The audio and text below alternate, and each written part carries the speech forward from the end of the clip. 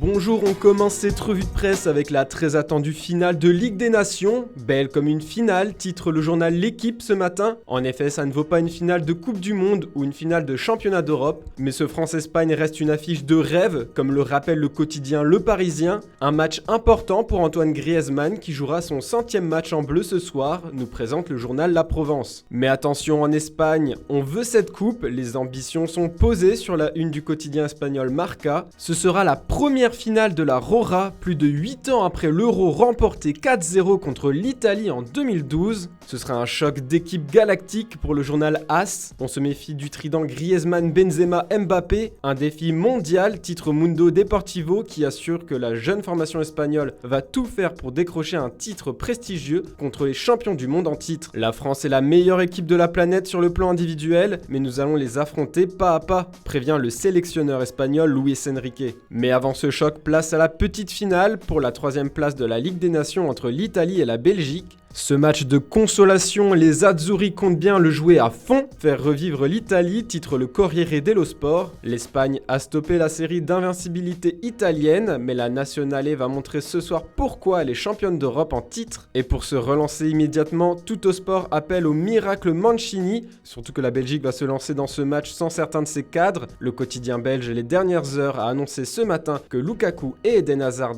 sont forfaits pour ce match de consolation. On reste en Italie où le mercato d'hiver est déjà dans la ligne de mire du Milan AC. La Gazzetta dello Sport révèle que les rossoneri travaillent déjà sur des renforts de taille et souhaitent recruter la révélation de Pise, Lorenzo Luca. Pour le quotidien italien, le buteur de 21 ans marche sur les traces de Zlatan Ibrahimovic et Giroud avec ses 2,01 m. On apprend également que les dirigeants milanais réfléchissent déjà à faire jouer dès cet hiver Yacine Adli sous les couleurs rouge et noir ou recruter, cette fois, le Brestois Romain Fèvre. La Juventus pense aussi au mercato et surtout à Dusan Vlahovic. On peut lire dans les colonnes du quotidien Tuttosport que l'attaquant serbe est la priorité de la vieille dame. On retourne maintenant en Espagne où l'on apprend par le journal Sport que le PSG demande que Madrid soit sanctionné pour avoir approché Mbappé cet été. Présent au festival du sport organisé par la Gazzetta dello Sport hier en Italie, Leonardo en a profité pour revenir sur l'avenir de Kylian Mbappé au Paris Saint-Germain. L'occasion également pour le directeur sportif des Parisiens de faire part de son agacement concernant les agissements du Real Madrid à l'égard du natif de Bondy et d'adresser un terrible coup de pression